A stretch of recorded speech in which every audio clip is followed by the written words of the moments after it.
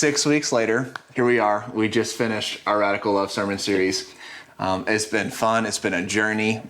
Myself, you, our staff, all of our life group leaders, everyone we come into and have conversations with.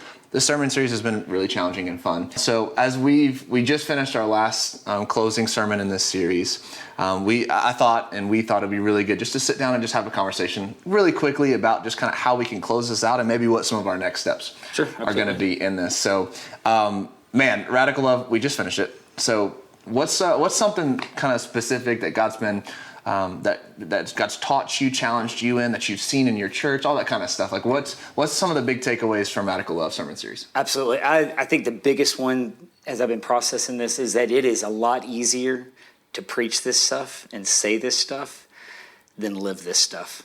Like legitimately, right? Like it's easy for me to get up and talk about what Jesus taught us to do, right? Mm-hmm. Like it was challenging, but man, it was so easy to do that. And there were some pretty big statements that were made, just talking about proximity and like being close to people and what does that look like, and you talk about like the cost of loving people, it's costly, and it's easy as a preacher to get up and just be like, it's going to cost you everything, and then to really look back and go, but that means it's going to cost me everything. Mm-hmm.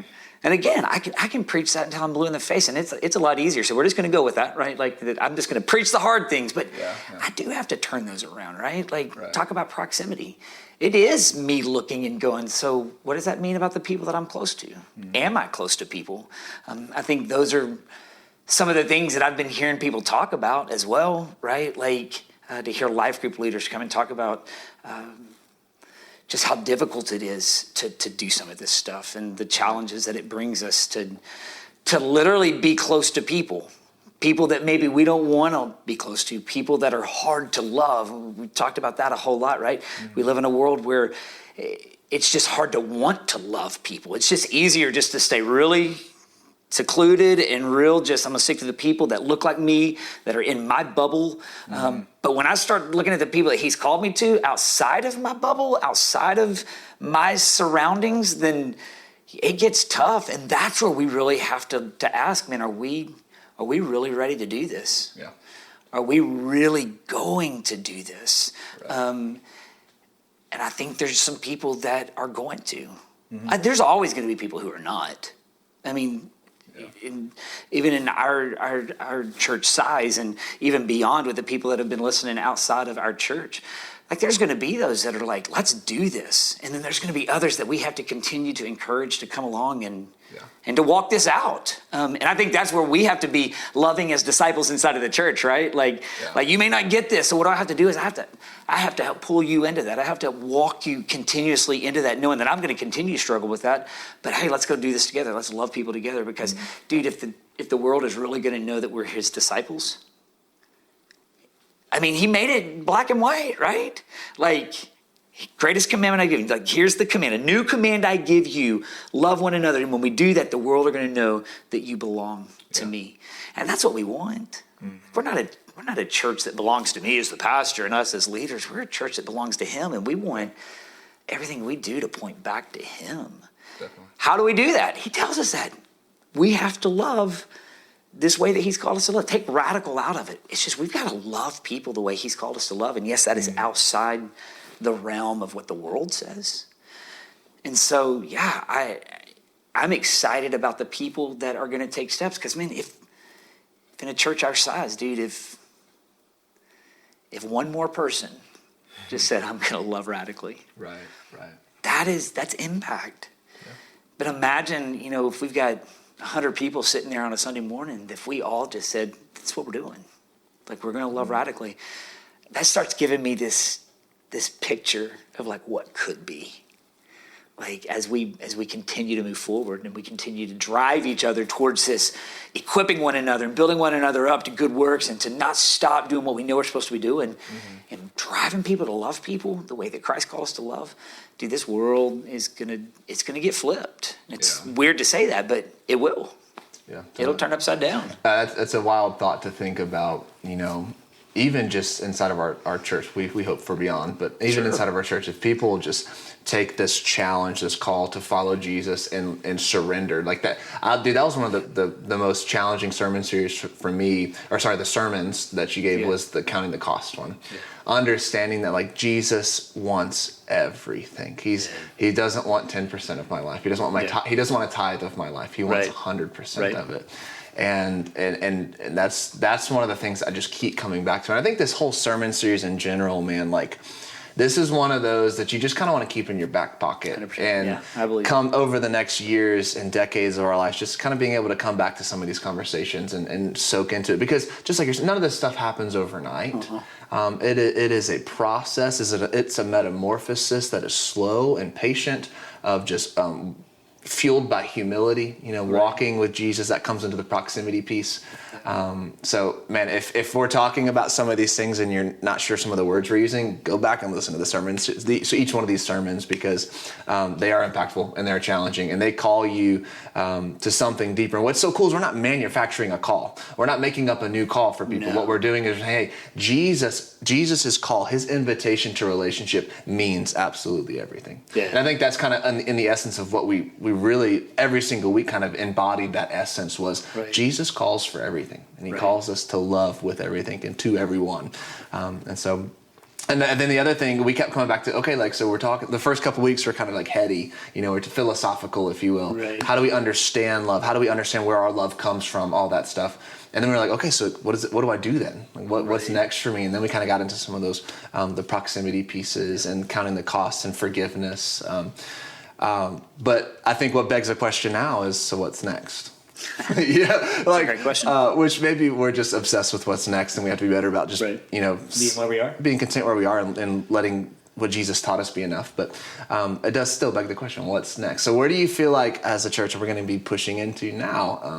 Absolutely. Talk wise, and I feel like we come into the summer months and it's like, okay, so what are we going to be teaching on? What are we preaching on? And it's fun because I think even in a lot of our conversations with stuff that we're reading and places that we are in Scripture, like we've been coming back a lot to even have this radical love, because we've been looking at just stories of Jesus, like where he walked in radical love, whether it was with the woman caught in adultery, and how did he operate in grace? How did he operate in truth? How did these two things work together? Whether it was Zacchaeus and being close to sinners and tax collectors and prostitutes, and just this story, these encounters of Jesus. Those are the things that we've been looking at.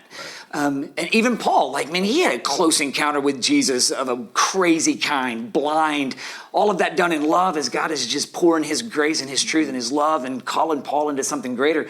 But the crazy part about it is every bit of that's been encounters with Christ. And so I think the best place for us to go is to continue to press into, what does it look like to see Jesus in action?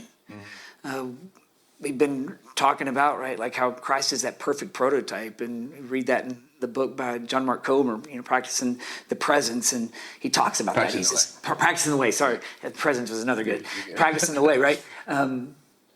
But even in that, he's this perfect prototype in that when we see him, we see a representation of what it looks like to walk in the fullness of surrender to God and dependency on God and filled with the Spirit. And I'm still blown away, when Jesus was healing and it said that the power of the Holy Spirit was on him then to heal.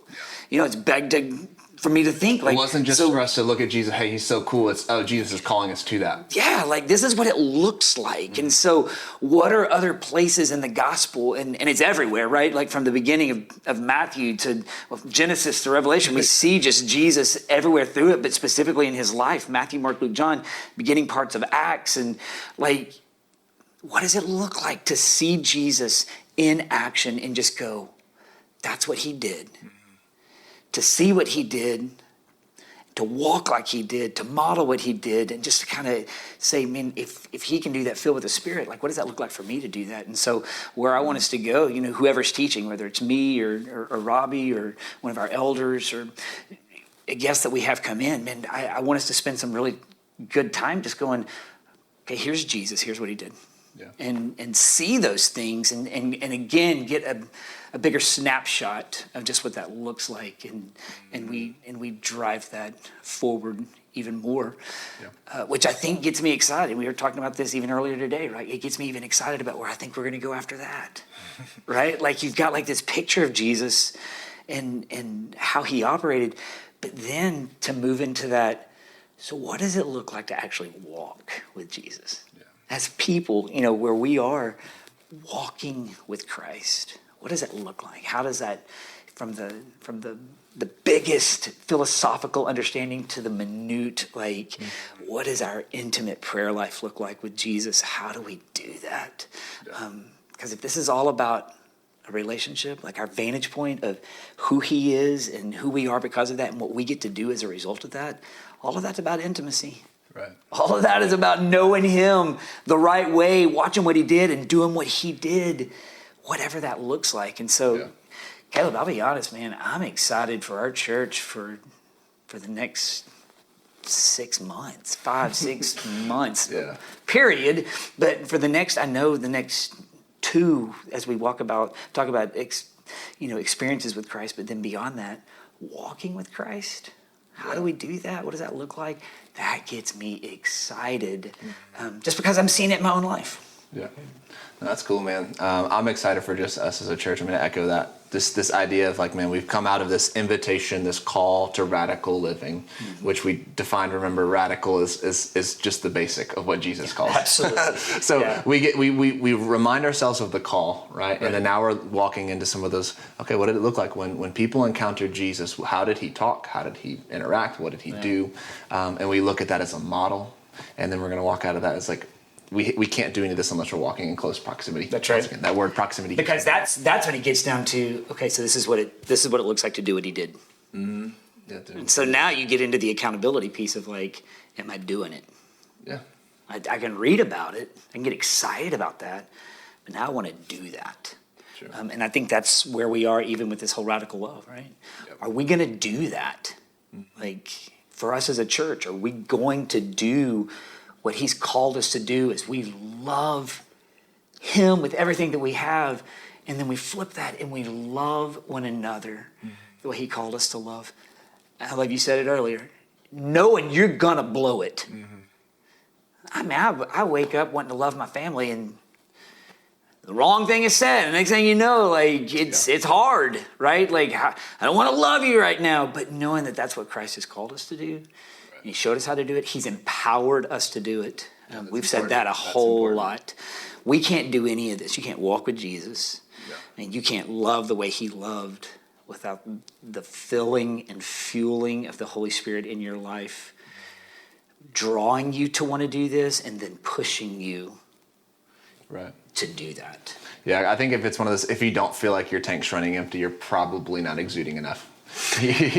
Probably, yeah. Like if you don't feel like it's hard for you to love, if you don't feel like it's difficult to extend, that extra mile, like simply Jesus saying, if someone asks you to carry their coat for a mile, do it for 2 miles. If you don't feel that tension in your life, then like God calls us to have that tension, because that means we need a reliance on the Spirit. That's right. And so that's what we're coming into. If our love is not an uncomfortable thing, I think we just go like, no, it needs to be comfortable.